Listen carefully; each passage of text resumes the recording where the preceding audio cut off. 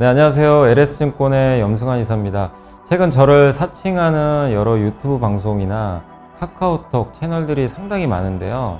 저는 이제 LS증권과 함께하고 있는 이 연불리와 함께 채널에서 공식적으로 방송을 좀 하고 있고, 저를 사칭하거나 돈을 달라고 한다거나 리딩을 원하거나 이런 것들은 다 사기일 가능성이 높기 때문에 여러분들이 각별히 주의를 하셨으면 좋겠습니다.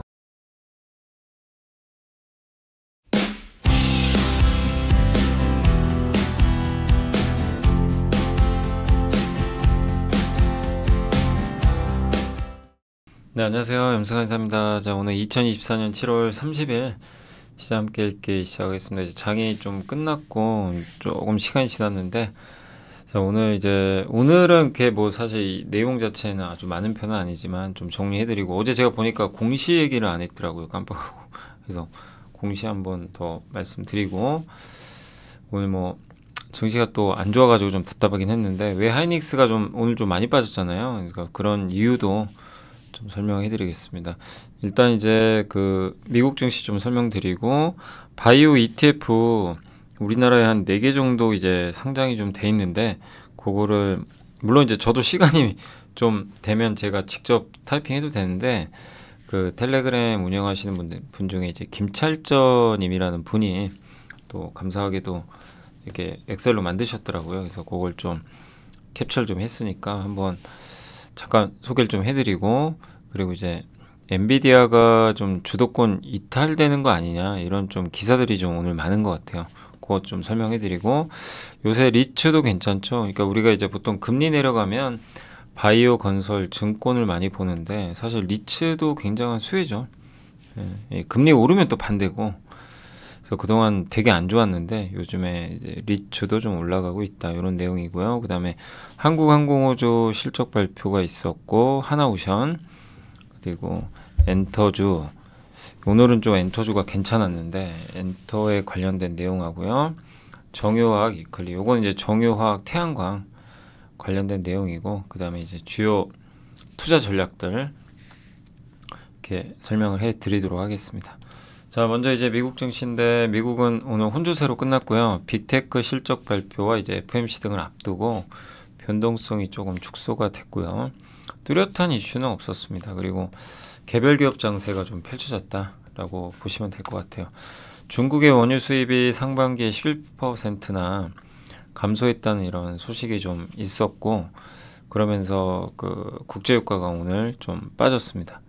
그래서 수요가 좀 둔화된다라는 우려가 유가에는 부정적이었고, 그리고 그동안 러셀 2000 이 지수는 중소형주가 많았는데 오늘은 조금 빠졌습니다.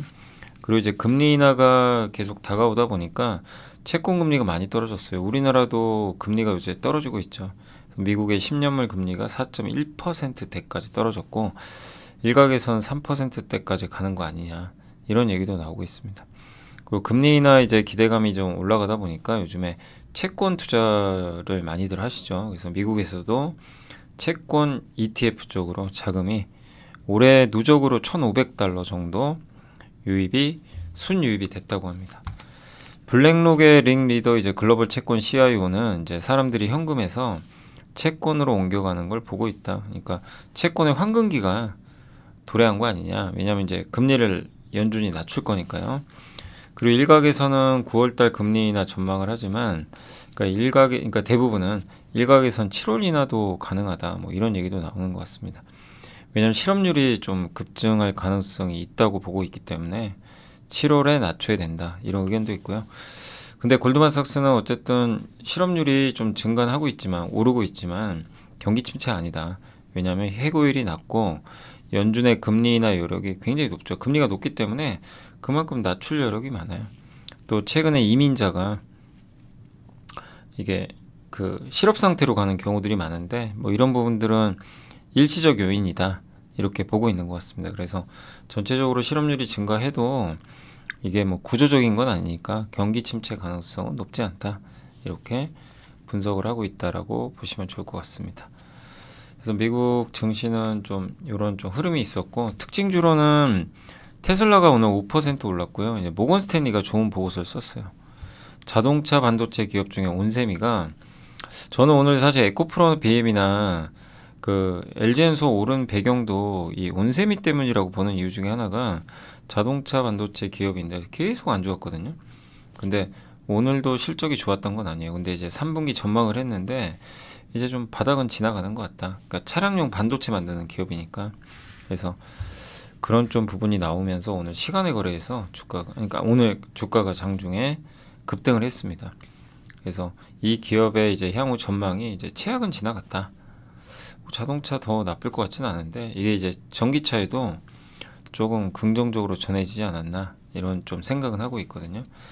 어쨌든 오늘 뭐 우리나라 테슬라가 급등하고 그러다 보니까 이런 것들이 맞물리면서 오늘 배터리 섹터는 오랜만에 좋았죠. 맥도날드가 실적은 안 좋았거든요. 근데도 어쨌든 주가는 올라갔습니다. 근데 테슬라 강세랑 별개로 미국의 자동차는 별로 안 좋았고요. 반도체도 안 좋았습니다. 인텔, 마이크론, ARM은 무려 5%나 투자 의견이 이제 하향되다 보니까 급락을 했습니다. 빅테크는 그냥 견조했습니다.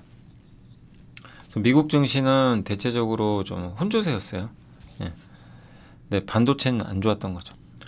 자, 그리고 이제 테슬라에 대한 보고서가 있어서 이제 모건 스탠리가 이제 애덤 조나스라는 이제 자동차 베스트 애널리스트가 보고서를 썼는데 효과적인 구조조정과 비용 절감 진행하고 있고 지난 분기에 긍정적인 현금 흐름이 나타났다.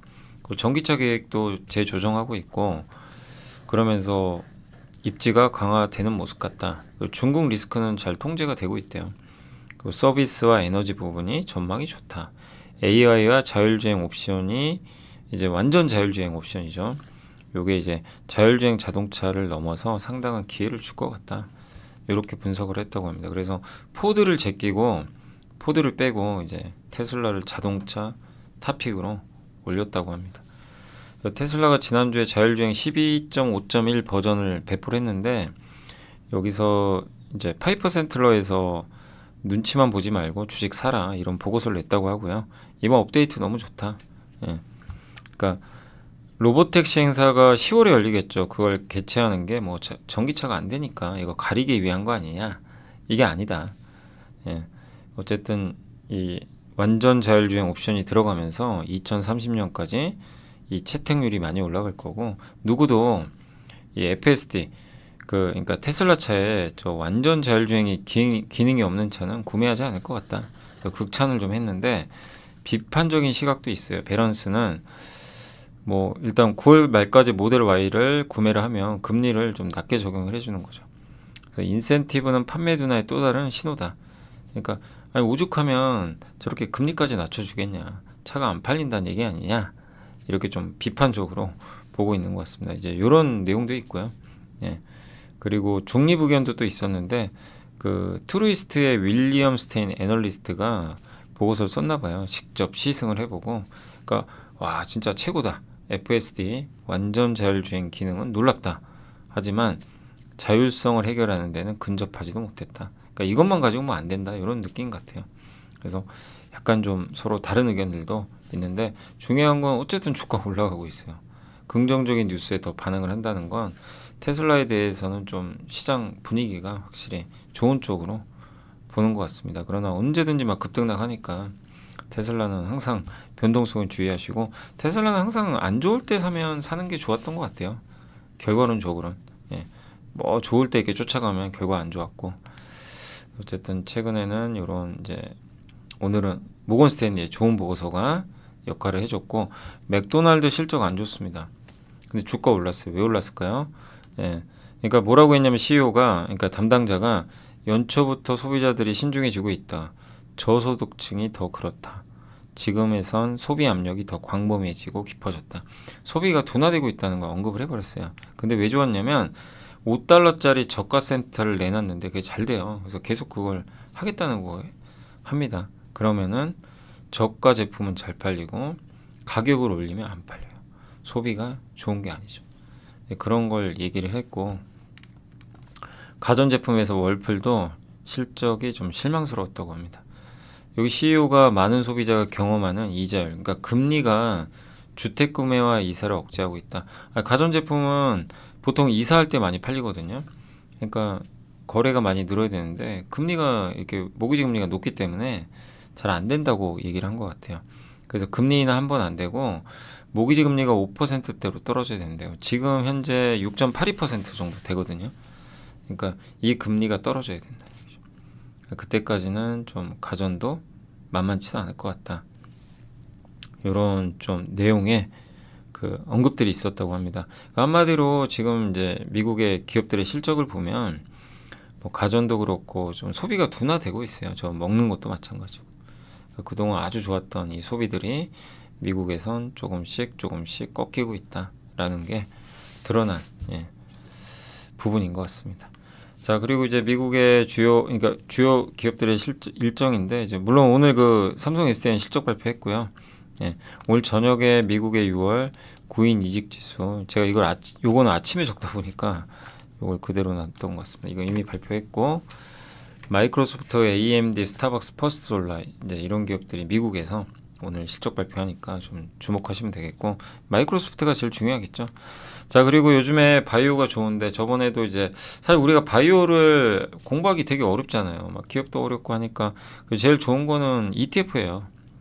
묶어 사는 거죠. 그래서 리스크가 줄어드는데, 근데 바이오 ETF 그때 지난주인가 한번 제가 차트 한번 보여드린 적 있죠. 너무 많이 빠졌죠.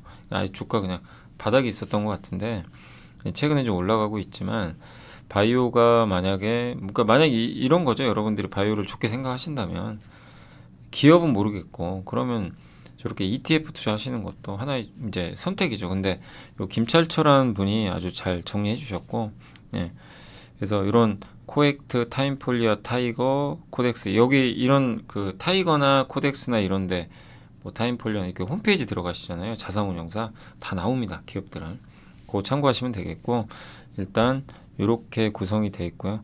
타이거 헬스케어는 셀트리온 비중하고 삼성바이오가 좀 높은 편이고, 그 다음에 코엑트랑 타임폴리아, 알테오젠이 좀 높아요. 코덱스 바이오는 펩트론, 그러니까 코덱스 바이오는 되게 다변화돼 있어요. 셀트리온이 2%밖에 안 돼요. 그죠? 그러니까 여기는 골고루 뭐 이렇게 기업들이 들어가 있고, 다만 이제 요 세 개는 시총이 큰 회사들이 좀 앞에 포진돼 있다.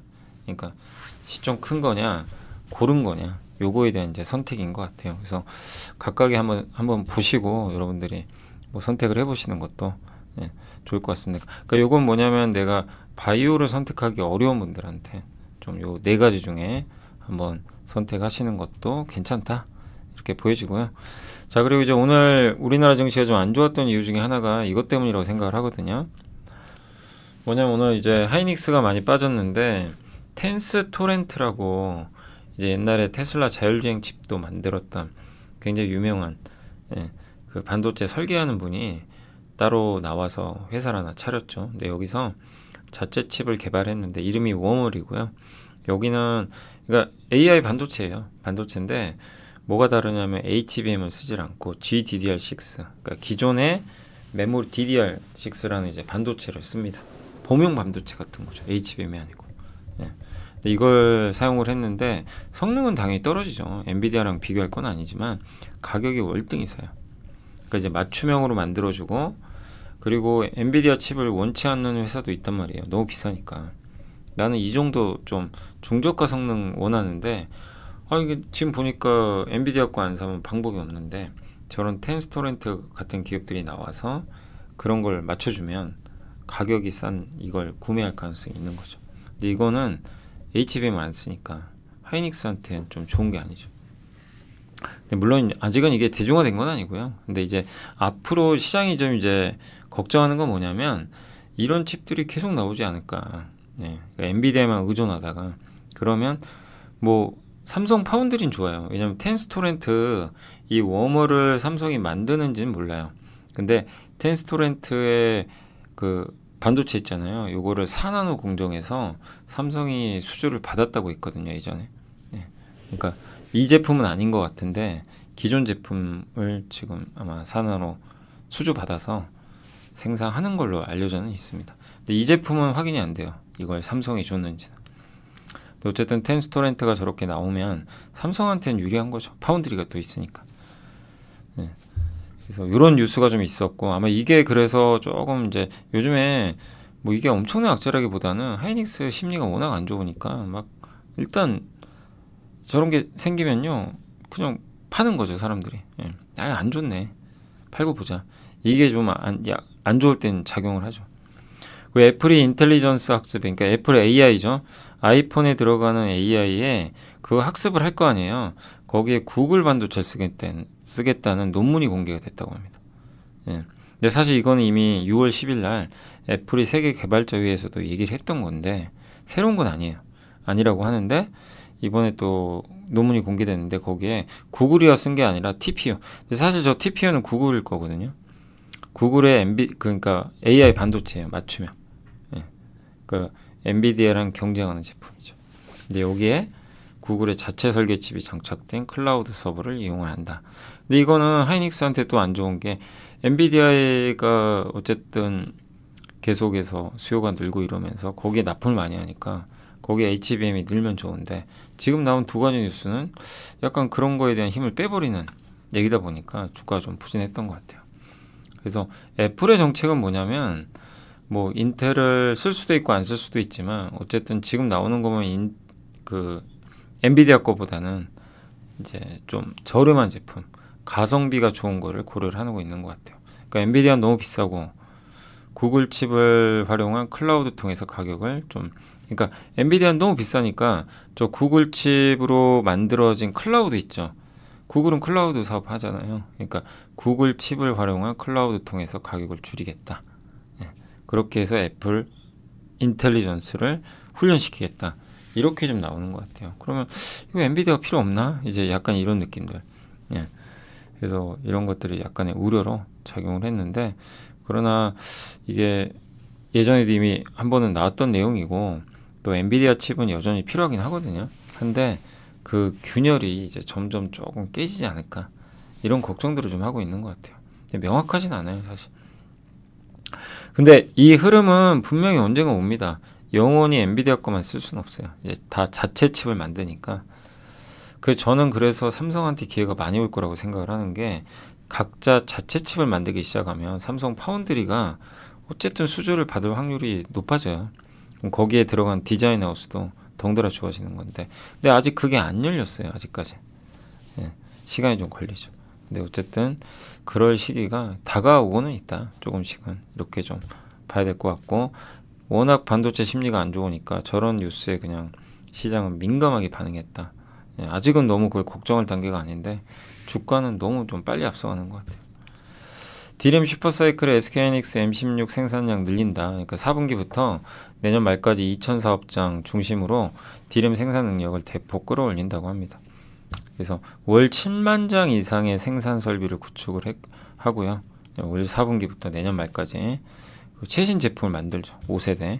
내년 2분기에 깬 6세대 디램도 만든다고 합니다. 올해 3분기까지 M16에 투입된 그 한 달에 웨이퍼 투입량이 10만 장 정도 되는데, 내년까지 이제 설비를 갖추게 되면 최대 80%까지, 그래서 월 한 20만 정도는 좀 생산이 가능해지지 않냐 이렇게 보고 있고, M15X라는 공장도 있거든요. 여기에도 5세대 디램 설비를 할 예정이라고 합니다. 여기는 9만 장 안팎의 웨이퍼 생산 공장인데 내년에는 이 공장이 10% 정도가 채워질 거라고 합니다. 그리고 이천에 또 다른 공장이 그 MIX라고 하는데, MIX 맞나요? 네. M14. 네. M14인데 M14를 그 14나노급 그 6세대 디램으로 전환하는 것도 검토 중에 있다고 합니다. 그러니까 기존 제품을 6세대 디램으로 첨단 제품으로 바꾸는 것도 검토 중에 있다고 합니다. 이렇게 증설을 하는 건 수요가 있기 때문이죠. 예, 내년에 범용 제품, 특히 범용 제품의 수요 성장률이 높을 걸로 보거든요. 그래서 HBM에 집중하면서 다른 걸 안 만드니까, 적게 만드니까 자동적으로 기존 제품 감산 들어갔죠. 근데 이거를 이제 바꿀 가능성도 있다는 거죠. 예, 그래서 하이닉스의 지금 가장 큰 숙제는 HBM에 엄청 투자를 많이 해놨거든요. 비중을. 근데 범용 디램 사이클도 돌아올 거예요. 그럼 이게 공급이 좀 부족한데 이거를 어떻게 해결할 건지, 이거에 대한 관건 부분이 좀 필요하다. 그래서 지금 투자도 하고 있는데 HBM 외의 제품에 대한 공급을 어떻게 해결할지 이것도 한번 잘 지켜봐야 되겠습니다. 아무튼 오늘 하이닉스가 좀 많이 빠졌지만, 예, 아직은 뭐 이렇게 우려할 만한 뭐 그런 내용들이 있는 것 같지는 않은데 좀 장이 워낙 안 좋다 보니까요. 예, 민감하게 좀 반응하는 것 같습니다. 자, 3분기부터 금리 내려가겠네. 그래서 리츠도 지난 2년 동안 너무 안 좋았죠. 뭐 금리가 너무 올라가다 보니까 진짜 안 좋았는데 이제 반대잖아요. 그래서 리츠는 최근 주가 좋고요. 그 다음에 이렇게 금리가 낮아질 땐 그 리츠는 뭐죠? 이렇게 부동산 같은 거 매입을 하죠. 그래서 분배를 하죠. 예, 그럼 분배금이 이제 늘어날 가능성이 높죠. 그래서 자산 편입을 많이 하는 편인데 이번에 삼성 FN 리츠가 1260억, 삼성화재 판교사에 매입하고 이제 자금이 있어야 되니까 유상자 진행을 공시했다고 하고요.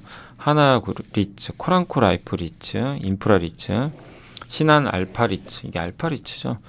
알파 리츠는 서초 GS타워랑 시티스퀘어 타일 이런 거를 매입하는데 7천억 정도를 드릴 예정이라고 합니다. 어쨌든 이런 일들은 계속 일어날 게 금리가 낮아지니까. 그래서 최근 금리 하락으로 리츠 분위기도 좋고 주가도 괜찮은 것 같습니다. 그리고 이렇게 자산 규모가 커지면 배당을 많이 주겠죠. 예. 그래서 또 시총이 커지면 글로벌 리츠 지수에 편입도 될 수도 있대요. 네, 그러면 이 글로벌 자금도 들어올 수가 있는 거죠. 그래서 배당률이 커지고 있고 금리 인하 사이클에 좀 나름대로 수혜를 받을 수 있는 리츠, 예, 이 부분도 한번 염두에 두시면 좋을 것 같습니다. 자, 그리고 이제 보고서 말씀을 드릴게요. 그 기업의 어제죠. 어제 실적 발표한 것 중에서는 오늘은 많지 않았어요. 실적이. 어제 오늘은. 근데 이제 어제는 한국항공우주가 제일 눈에 들어왔고 매출액 증가했고요. 영업이익도 증가했습니다. 예, 예상보다 훨씬 많이 나왔어요. 뭐라고 했냐면 하나증권에서는 안개는 거쳤다. 활주로만 달리면 된다. 외형보다는 수익성 개선. 그동안 좀 수익성이 좀 부진한 부분도 있었는데 완제기 수출이 182%, 기체 부품이 222.4% 이렇게 증가를 했다고 하고요. 25년도에 한국항공우주를 바라보는 키워드는 수익성을 계속 유지할 수 있을 거냐, 수출 계약이 연내 체결될 거냐. 그러니까 한국항공우주가 충당금이 좀 있었는데 많이 해소가 돼서 수익성 괜찮아질 것 같고요. 중동 쪽에 이제 고정이익은 뭐냐면은 날개가 안 움직이는 거. 이게 전투기죠. 회전이익은 뭐예요? 헬기. 이런 거 수출 계약을 연내에 만약에 체결을 한다면 실적은 더 좋아질 것 같다. 이런 내용이니까 일단 참고하시면 되겠고요. 교보증권의 완유동 연구원님은 폴란드 FA50 매출 인식 규모는 600억, 말레이시아 170억 수준에 불과하다. 네. 각각 연내 인식될 매출 규모가 3,400억하고 640억. 그러니까 3,400억과 640억을 실적에 반영해야 되는데 2분기까지 폴란드 저거 매출 인식된 게 그 FA50은 3,400억 중에 600억밖에 안 되고요. 말레이시아 쪽은 640억 중에 170억. 그러니까 아직은 많이 반영 안 됐죠. 근데 언젠가 반영 다 해야죠. 그래서 아직까지는 반영은 많이 안 된 상태고 그리고 고정이익, 전투기 수출 사업의 영업이익률이 10% 중반으로 추정이 돼서 하반기에도 호실적을 좀 기대한다라는 그런 내용입니다. 이번 실적은 어쨌든 괜찮았고요. 분위기가. 미래에셋에서는 기체부품 사업부 총 매출 총 이익률이 19%로 19%에서 2분기에 20%를 넘었대요. 전성기가 25거든요.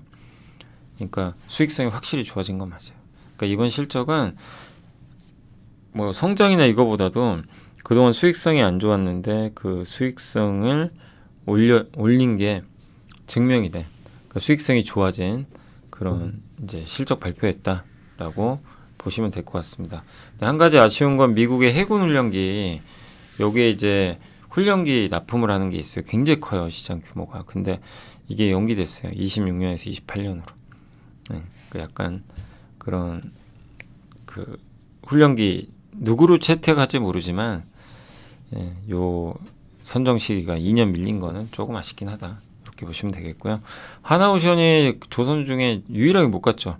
근데 뭐 여러 의견들이 있으니까 한번 참고하시고요.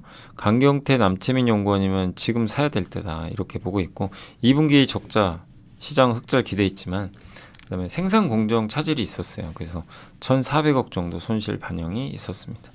그러니까 납기일을 지켜서 보내야 되는데 납기일을 못 지키면요 페널티가 들어가죠. 그 자금이 거의 한 1,000억 가까이 되는 것 같더라고요. 예. 이게 공정이 좀 차질 빚으면서 그래서 일단 다 합쳐서 한 1,400억 정도 손실 반영됐고 그리고 그러나 큰 도약을 위한 준비 과정이다. 그리고 현대미포도 옛날에 적자 계속 본 거 기억나시죠? 그때 컨테이너선 같은 거 수주 많이 해가지고 그거 만들면서 돈 많이 까먹었어요. 그래서 올해 1분기까지 적자를 봤던 거죠. 하나오션은 이제 올해 2분기 상선 매출의 절반이 LNG선이고 이 비중은 하반기 60%대로 상승을 했다고 합니다. LNG선은 어쨌든 높을수록 좋은 게 단가가 세거든요. 마진이 좀 괜찮을 것 같고, 그 다음에 초대형 원유 운반선까지 착공을 하게 되면서 25년도에 상선 쪽 수익성은 좀 나아지지 않겠냐라고 보고 있는 것 같습니다. 그리고 한국수출입은행이 514만 주 중에서 85% 물량은 출회가 됐다고 하더라고요. 그래서 이제 물량이 많이들 나왔고 이제 얼마 안 남았습니다. 특수선 미국의 함정 수리해 주는 거, 이것도 하반기에 모멘텀 좀 있지 않겠냐 이렇게 판단하고 있는 것 같아요. 그래서 대체적으로는 조금 긍정적인 시각을 보여주신 것 같습니다. 다만 다올투자의 최강시 연구원님은 의견은 중립이고요. 그러나 방향은 올라간다. 맞는데 속도가 좀 느리다. 그래서 지금 하반기에 충분히 만회가 가능하다. 이렇게 회사 측에서는 밝혔다고 합니다. 그러니까 3월부터 인력이 정상적으로 투입이 되면서 건조가 좀 잘 됐던 것 같고, 고가 물량 건조 비중 22년도에 수주한 그 물량이 올해 2분기 69인데 하반기엔 거의 100%까지 늘어나요. 그러니까 하반기는 더 좋은 거죠. 어떻게 보면 실적은. 그리고 23년 수주한 대박의 고가 물량, 23년도에 수주한 거는 대박 물량이라고 합니다. 이게 내년에 50%, 내년 4분기에 100%. 좀 경쟁사들보다 좀 늦긴 했지만 높은 수치죠. 그러니까 이게 유지가 되면 실적은 계속 좋아지는 거죠. 다만 이제 미국의 함정 수리 사업 진출을 했고 미국 필리조선소 인수한다고 했는데 그 후로 아직 답변은 없거든요. 그래서 이런 것들을 통해서 돈을 어떻게 벌어줄지 그런 것들에 대한 좀 명확한 부분이 좀 나와야 되지 않을까라고 생각합니다. 그래서 이렇게 한번 그 하나오션 좀 지켜보시면 되겠고, 그러니까 이런 이제 미국에 진출하고 미국 조선소 인수하고 뭐 이런 것들은 일단 경쟁사들보다 높은 밸류를 줄 수 있는 요인 중에 하나인 것 같습니다. 자, 변영지 연구원님은 하반기 공정에 숨통이 트일 것 같다. 그러나 수주가 좀 부진하다. 올해도 38억 달러, 지난해 53억 달러니까 경쟁사 삼성중공업의 76.9%밖에 수주를 못한 거예요. 그리고 최근에 이제 VLCC 초대형 원유 운반선을 연이어 수주를 했다고 합니다. 그래도 26년까지. 근데 현재 수주 잔고만 좀 쌓아놓고 보면 26년도에 인도 척수는 28적. 그리고 이게 인도량이 줄어들게 되는 거죠. 그러니까 그렇게 되면 보통 인도가 많을 때 실적이 좀 많이 잡히거든요. 근데 그런 게 또 이제 이 실적이 이게 인도량이 줄어들게 되면 실적이 줄어들 수도 있겠죠. 그러니까 결국엔 인도량도 계속 늘어나고 수주도 늘고 이 만드는 것도 많이 늘어나고 그 만들 때 또 그 비용은 줄고 그리고 비싼 선박을 많이 만들면 실적이 좋아져. 그걸 맨 먼저 보여준 게 현대사무중공업이고, 이걸 최강식 연구원님이 정말 대단하신 게 정확하게 다 짚어내셨잖아요. 작년부터 기억나세요? 현대사무중공업 이익 작년 3분기부터 좋았죠. 이걸 보더니 내년에 많은 업체들이 현대사무 따라갈 거다. 실적이 그대로 나왔어요. 근데 하나오션만 지금 못 나와요. 늦어지고 있죠. 근데 하나오션도 결국엔 따라가는 거예요. 지금 있는 기업들과 비슷하게 그런 실적들이 나올 텐데, 다만 이제 여기 변현지 연구원님이 걱정하는 건 이거 지금 봤을 때는 지금 수주잔고면 인도량이 점점 줄어드니까 내년 내후년 실적 하락 가능성도 있다. 이익률은 증가할 수 있더라도 결국 지금 하나오션이 제가 봤을 때는 저기 미국에 이제 진출하고 뭐 군함 사업도 하고 막 조선소 인수하느라고 요게 소홀했는지 제가 그것까지 몰라요. 근데 상대적으로 수주를 많이 못 받았거든요. 그래서 하나오션이 앞으로 수주를 좀 많이 받아야 좀 모멘텀 받지 않겠냐 이렇게 좀 판단하고 있습니다. 그래서 어쨌든 이런 부분들 염두에 두시고, 뭐 어제도 제가 조선 그거 한번 설명해 드렸지만 결국 조선에서 제일 중요한 것 중에 하나가 결국엔 그거거든요. 그 수주를 많이 해야 돼요. 어쨌든 수주를 꾸준히 하면서 발주가 늘어나고 고가 선박 수주하고 그게 계속 꾸준히 이어져야죠. 근데 그게 둔화될 수도 있다라는 이제 내용들이 나오고 있으니까 그래서 내년은 사실 좀 어떻게 될지 모르는 거죠. 명확하지 않은. 왜냐하면 수주가 좀 둔화될 수도 있기 때문에. 예. 그러나 올해 또 하반기에 수주가 늘어날 수도 있는 거예요. 근데 그걸 알 수는 없어요, 지금은. 그러니까 어제 소개해드린 그 한국수출입은행, 거기 보고서는 약간 보수적이었죠. 근데 그게 맞을 수도 있고 안 맞을 수도 있는데, 그래서 무조건 좋다 나쁘다 이거보다도 계속해서 데이터 보면서 검증을 해야 될 것 같습니다. 어쨌든 다른 걸 떠나서 오늘 하나오션은 수주가 좀 필요하다라는 그런 좀 부분도 염두를 해둬야 될 것 같습니다. 그래서 한번 설명을 해드렸고, 자, 그 다음에 이제 엔터주 오늘 또 좋은 보고서 나왔는데, 이화정 연구원님이 쓰셨는데, 요새 엔터 인기 없잖아요. 근데 한번 들어보세요. 예, 엔터 투자하신 분들 많이 계시니까. 뭐냐면 현재 케이팝은 과도기다. 기존 아티스트의 대중의 인지도가 높아지자 이제 핵심 팬 있죠. 진짜 찐팬. 예, 뭐 이게 아주 그냥 열성이신 그런 팬 일부가, 그러니까 예를 들면 예를 든 거예요. BTS를 좋아하는 팬이 BTS 안전체가 지금 멀었잖아요. 좀 1년 남았죠. 그러니까 예를 들면 어디로 가냐면 신인 그룹이 데뷔를 했어요. 글로 잠깐 가는 거예요. 이런 지금 흐름들이 좀 나오고 있나 봐요. 예. 그러면 이제 앨범 판매가 줄죠. 기존에 뭐 예를 들면 BTS 걸 안 살 수도 있는 거잖아요. 앨범이 나왔을 때. 예. 근데 이런 일은 어쨌든 그 산업이, 그러니까 이런 세대 교체는 산업 특성상 흔한 일이거든요. 예. 근데 엔터주에 대한 관심이 본격화된 이후로 처음 겪는 상황이니까 사람들이 이게 이제 성장이 끝난 건가 이렇게 의심을 하는 거죠. 그래서 퍼가 15배까지 떨어졌어요. 누가 봐도 싸요. 예. 그래서 K-팝의 현재를 한번 이제 그 조명을 했다고 합니다. 그래서 지난 5년은 K-팝 팬덤의 글로벌 확장에 따른 음반 판매량 중심의 성장기였지만 앞으로의 5년은 이제 음원이 중요하다. 공연하고. 그러니까 음반 판매가 이제 예전처럼 쉽지는 않을 것 같아요. 성장이 나오기는. 예. 그래서 지금 3, 4세대 예전 아티스트에서 5세대 이렇게 넘어가는 중인데, 어쨌든 아직 이러한 새로운 성장 동력도 음원이나 공연 확대에 대한 그 부분들이 아직은 익숙하지 않으니까 좀 불안할 수밖에 없다. 그래서 모든 과도기가 그렇듯이 시간이 약이다. 이렇게 보고 있고요. 산업 전망은 긍정적 의견을 좀 유지를 하고 있는 게, 단기 모멘텀은 좀 약하지만 BTS, 블랙핑크 완전체가 재개될 거고, 내년에는 어쨌든 다 완전체 활동을 할 거고요.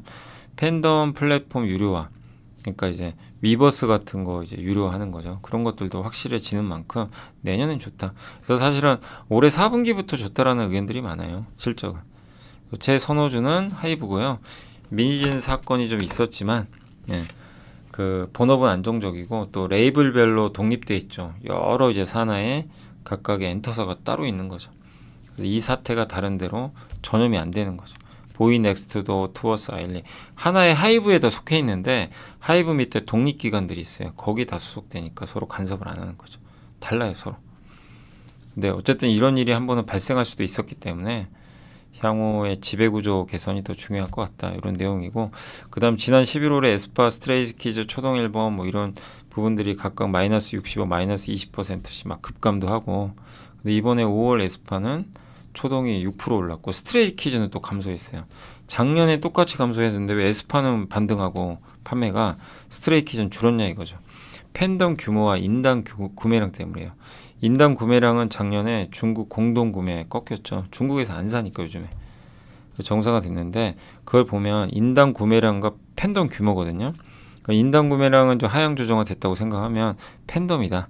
근데 이번 신보에서 에스파는 팬덤이 새롭게 들어왔고 스트레이키즈는 팬덤이 나갔대요. 왜냐하면 에스파가 있는 걸그룹보다 스트레이키즈에 있는 보이그룹이 신그룹들이 많이 들어왔나 봐요.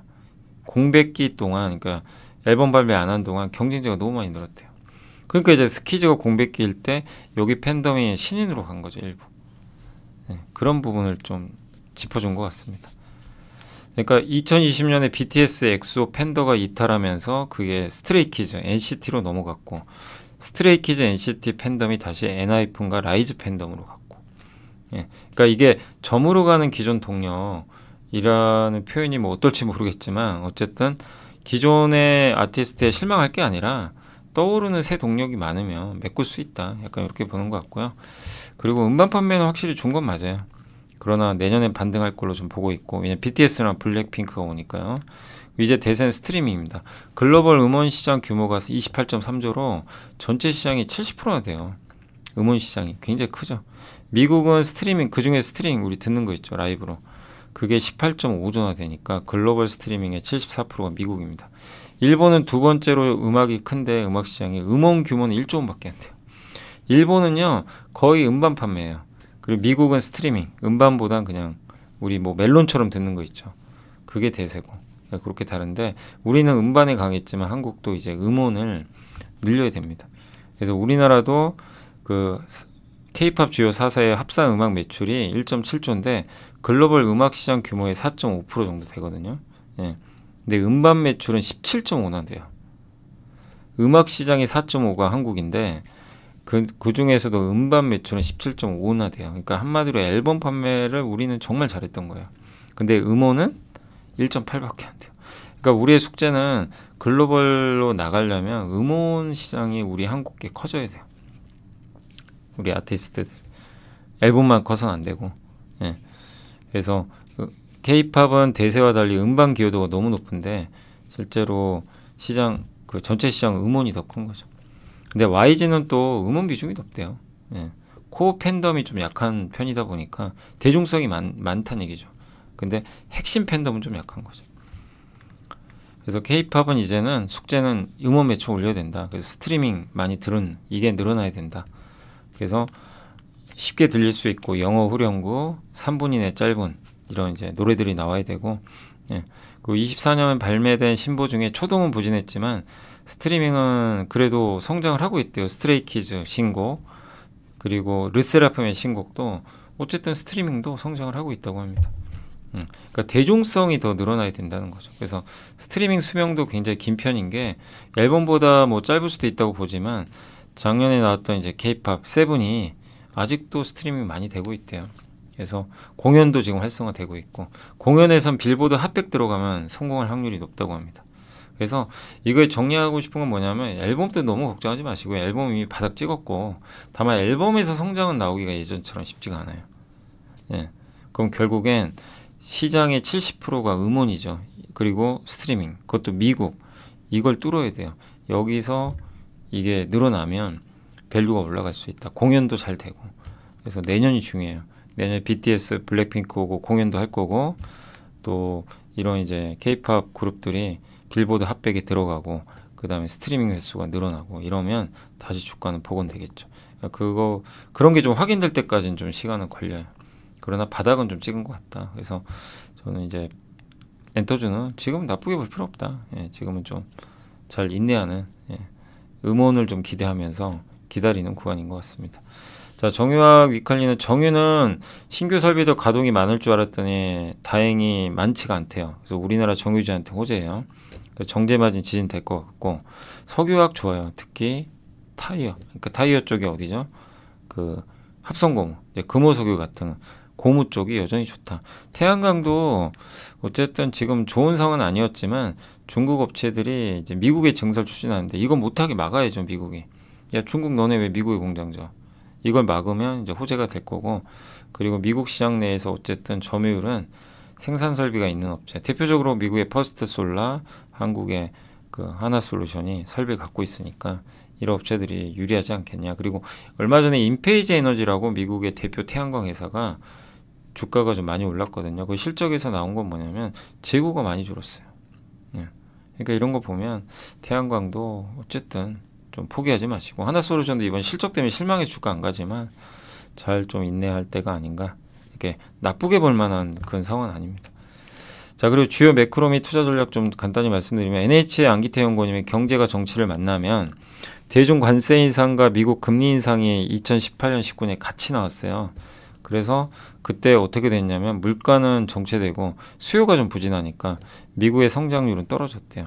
근데 지금은 반대로 될 겁니다. 관세는 올릴 텐데 트럼프가 금리 낮추죠.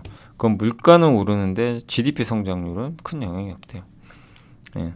그래서 어쨌든 근데 이렇게 되면 다른 나라한테 안 좋대요. 예. 저렇게 미국이 관세를 올리면 다른 나라들은 구매력이 떨어지고 비용이 증가해서 우리나라도 피해를 좀 볼 수도 있는 거죠. 트럼프는 반이민 정책을 추진하니까 실업률은 지금보다 낮아지겠죠. 예. 예. 그리고 임금 상승률은 그 하락 기조가 조금 멈출 수도 있다. 이렇게 좀 보고 있는 것 같습니다. 그러니까 한마디로 물가 안정화되고 있는데 물가 조금 오를 수도 있다는 내용 같은데 어쨌든 이민자들이 막 들어오면 어쨌든 이 공급이 늘어나잖아요. 노동 공급. 그러면 시간당 임금이요 좀 꺾이죠. 예. 근데 이민이 막히게 되면 시간당 임금 상승률은 다시 왜냐하면 노동 공급이 줄어드니까 그런 얘기를 하는 것 같아요. 네. 아무튼 뭐 이런 내용이고 그리고 해리스는 바이든 정부와 비슷하다 이렇게 보고 있는 것 같습니다. 수요와 공급을 늘려서 어쨌든 GDP를 올리는 거다. 그래서 재정 지출 확대하고 보조금 주고 이런 내용인데 사실 근데 어쨌든 이런 내용도 중요하지만 결국 누가 될지 몰라요 지금. 그래서 좀 지켜보시고 해리스가 많이 쫓아왔어요 진짜. 그래서 9월달에 TV 토론 열릴 때까지는 좀 더 봐야 될 것 같습니다. 자 그리고 유한타증권의 고용근 연구원은 미 연방 공무원 퇴직 연기금 상반기에 외국인이 23조 올해 상반기 많이 샀죠. 근데 작년에 아마 이거 기억하실지 모르겠지만 저 기억나요. 그때 미국의 퇴직연금 그러니까 이게 어디였죠? 작년에 11월 TSP의 퇴직연금 투자위원회가 벤치마크를 바꿔서 미국, 중국, 홍콩 제외한 전 세계 지수로 변경하고 올해 반영할 것을 발표했는데 그러니까 뭐냐면 이제 어느 국가에 더 많이 투자하고 어느 국가는 줄이고 그러니까 이 퇴직연금에서 이제 이걸 조정을 하는 거죠. 근데 그거에 따르면 한국이 어쨌든 이만큼 더 증가하는 거예요 비중이. 그러면 우리나라 외국인들 더 들어왔겠죠. 그래서 많이 산 거 아닌가 이렇게 봤더니 그건 또 아니래요. 자금 집행 많이 안 했다고 지금 추정을 하는 거예요. 예. 그럼 올해 내로 끝내야 돼요. 그 얘기는 뭐예요? 저게 안 됐으면 올해 하반기에는 외국인이 또 들어오는 거죠. 이런 이슈로. 그러니까 그거는 확정된 건 아닌데 그걸 한번 좀 지켜보자. 그러니까 이건 좋은 내용이죠. 외국인들이 아직 저걸 안 했다면 더 들어올 수도 있다. 이런 내용인 것 같습니다. 자, 미래에셋의 유명한 황재현 연구원님은 8월은 조금 보수적으로 여전히 보자. 선구안 필요하다. 예. 과거 미국 대선이 있던 해에 9월, 10월은 좀 부진했대요. 11월엔 좋았는데 금리 인하는 가능하지만 상승 여력은 제한될 것 같다. 이렇게 보고 계시고 반도체 업종은 좀 고민이 커진 게 좋은 건 맞는데 주가가 항상 먼저 움직이니까 내년 4분기까지 이익은 증가하는데 어쨌든 주가와 이익의 고점이 일치하지 않으니까 좀 고민은 된다. 그리고 선호 업종은 조선, 방산, 화장품, 헬스케어, 인터넷, 디스플레이인데 이 중에 조선, 방산, 바이오시밀러를 좀 트럼프 수혜주로 좀 꼽아주셨는데 전체적인 시각은 조금 8월까지는 좀 쉬어간다. 이렇게 좀 보고 있고 그 안에서 좀 잘 고르자. 이런 좀 내용이 있으니까 뭐 참고하시면 좀 좋을 것 같습니다. 그래서 한번 정리해드렸고 와 벌써 시간이 지금 5시 10분이 됐네요. 그리고 공시는 어제 제가 그저께죠. 금요일도 얘기 안 했는데 금요일은 컨택 위성 우리 함께 배우기 이제 다 끝났죠. 네, 그래서 컨택이 있었고 예, 여기 또 오로스 테크놀로지 아시죠? 계측 장비 컨택과 오로스 테크놀로지 수주했는데 이 반도체 너무 안 좋아가지고 참 걱정이긴 합니다. 오로스 테크놀로지 계측 장비죠. 여기 한 번 찍고 두 번 찍고 요 두 개가 일치해야 되거든요. 근데 이렇게 간격이 안 맞으면 이거 불량이죠. 이런 거 계측해 주는 거예요. 그런 장비 만들고 하이닉스가 용인의 반도체 클러스터 신규 공장 증설하는 거 그때 공시 나왔죠. 그래서 이게 8월 1일부터 투자 들어가서 아마 내년에 공장은 본격적으로 건설할 거예요. 28년도에 끝나니까 그만큼 반도체가 괜찮다는 거예요. 수요는 괜찮은데 어제 주가가 좀 잘 안 되죠 지금. 그리고 군수지원함 이거 건조 우선 협상자로 선정이 됐었어요. 그래서 이것도 공시가 됐고 예, 계약 체결은 아마 8월에 할 것 같고 이렇게 생겼다고 합니다. 그러니까 이 선박을 이게 군수 지원함이에요. 지원함. 예, 그래서 우리 그 공중급유기처럼 이렇게 선박들 이 해상에서 공급하는 지원함이다라고 보시면 좋을 것 같습니다. 예, 요게 한 대당 4,601억 원이니까 꽤 큰 거죠. 예, 이런 수주 공시들이 있었다. 어제 공시는 YC가 반도체 검사 장비 공급을 했어요. 삼성에. 그래서 저는 이거 보면서 삼성 HBM 쪽에 들어가거든요. 일본의 어드반테스트가 독점하는 거예요. 이거 넣었다는 거 굉장한 거예요. 그래서 드디어 들어가지 않았나 이렇게 추정을 하고 있고 근데 그 내용이 맞는지 명확히 알 수 없어요. 기사엔 그렇게 나와 있는데 어쨌든 어드밴티스트가 독점하는 장비 시장에 HBM용으로 드디어 들어간 것 같습니다. 그래서 YC가 어제 급등했다 오늘은 좀 빠졌지만 어쨌든 이런 부분들은 좀 긍정적이지 않나 이렇게 보여지고, 삼성전자 어쨌든 HBM3 통과됐고 연내 HBM3도 통과할 가능성이 높으니까 좀 기대감이 높지 않나 이렇게 보여지고, YC는 그 검사 웨이퍼 통째로 검사하는 장비예요. EDS라고. 이게 어드밴티스트 테라다인이 세계 3대 업체인데 그 중에 하나가 YC가 3대 업체 중에 하나예요. 근데 HBM용 어드밴티스트가 혼자 독점해요. 근데 이거를 이번에 들어간 거 아닌가 이렇게 보여지고, EST는 반도체 제조용 장비, 이게 HPSP랑 특허 소송 걸려있죠. HPSP가 너네 왜 우리 거 하냐 이래가지고 특허 소송 제기했는데 결과 아직 모르고요. 이번에 수주한 장비는 네오콘과 칠러라고 합니다. 네오콘은 EFEM에서 이제 습도 제어를 하는 장비인데, 어쨌든 웨이퍼를 받아다가 이렇게 진공 상태로 각 공정에 이동하는 그 장비가 EFEM이에요. 그 장비인데 거기에 습도 제어해야 되는데 그거 습도 제대로 안 하면 수율이 떨어집니다. 저것만 해줘도 100억 원 추가 이익을 얻어줄 수가 있대요. 기업들한테. 수율을 0.3% 개선하니까. 그래서 그런 장비고, 칠러는 그 온도를 초저온으로 유지하는 장비다. 이런 거를 또 삼성에 납품했다 라고 보시고, 현대마린솔루션은 유럽 소재 손자에 38척의 선단에 5년간 부품과 정비 서비스를 공급하는 계약을 맺었다고 하니까 이것도 한번 참고하시면 되겠습니다. 혹시 제가 좀 시간이 부족해서 좀 이렇게 짧게 끝냈는데 내일 제가 시간이 되면 좀 더 자세하게 좀 설명해 드릴게요. 그리고 프로텍 최승환 대표가 그 13억 정도 규모의 장내 매수를 했는데, 이 회사 디스펜서라고 여기 이런 거 그 제가 이거 설명했었나요? 이건 했었나? 그죠? 아무튼 프로텍도 옛날에 한번 설명했던 건데, 패키징 할 때 필요한 여러 가지 장비들, 여기 요 중간중간 숄더볼 옆에 비어 있잖아요. 이런 거 채워주는 장비, 이런 거, 또 이 숄더볼 붙이는 장비, 다이 어태치, 레이저 리플로, 이렇게 레이저 쏴가지고 이 칩과 기판 여기 붙여주는 거예요. 그러니까 요 숄더볼을 평평하게 해가지고 레이저로 하는 거예요. 이 세 가지를 이제 만드는 업체인데, 요 장비를 만드는데 여기 최승환 대표가 제가 알기로는 3년 만에 다시 2년 만인가 3년 만에 매수를 했다. 그래서 그런 공시가 있어서 한번 설명해 드렸습니다. 그래서 제가 시간이 부족해서 좀 더 자세한 건 또 설명 내일 또 가능하면 말씀드리겠습니다. 자, 오늘 이제 증시는 좀 안 좋았고요. 코스피는 27포인트나 빠졌고 좀 아쉽게 끝났고, 다만 오늘 2차전지 에코프로비엠이 급등했고 예상보단 실적 좀 잘 나온 것 같더라고요. 예상보단. 그리고 LG엔솔도 좋았지만 오늘 하이닉스가 좀 부진했던 게 영향이 컸고, 자동차도 좀 안 좋았습니다. 그래서 대체적으로 시장은 코스피가 좀 부진했지만 코스닥은 알테오젠, 에코프로비엠 같은 이런 대표 기업들이 오다 보니까 사실 하락 종목이 훨씬 많거든요. 이렇게 많은데도 지금 주가는 좀 그러니까 하락 종목이 많은데도 코스닥은 상대적으로 좀 버텨냈다. 다만 오늘 코스피 쪽에서는 대체적으로 주가는 좀 부진한 흐름이 좀 나왔던 것 같고요. 그리고 잠깐만요. 섹터가 어디 갔나? 여기 업종 섹터 보시면 오늘 뭐 해운주 좀 일부 올라갔고, 손해보험도 좀, 요새 보험주들도 좀 괜찮죠. 통신주도 요새 분위기가 좀 살아나고 있고, 주류업체 롯데칠성도 실적이 오늘 좀 잘 나온 거는 같더라고요. 통신장비, 2차전지, 일부 뭐 MLCC가 갔다기보다는 오늘 뭐 2차전지가 좀 올라갔다고 봐야 되겠죠. 그래서 이 정도만 오른 거예요. 사실상 오른 게 없어요. 그러니까 사실상 오늘 HBM 급락하고 반도체 아까 소부장 다, 그러니까 정말 힘듭니다. 반도체 주시하신 분들. 그러나 기운 내시고, 반도체 아직 끝난 건 아니고요. 반도체는 우울할 때가 기회라고 항상 보는데 늘 반복이 돼요. 이렇게 안 좋은 장이 꼭 와요. 그래서 막 망가져요. 주가 엄청 빠집니다. 막상 그때는 사기 힘들고, 또 올라가면 화끈하게 올라가죠. 근데 또 오를 때 사면 또 나중에 결과 안 좋고 참 어려운 것 같아요. 근데 지금은 반도체 성장이 끝난 건 아니거든요.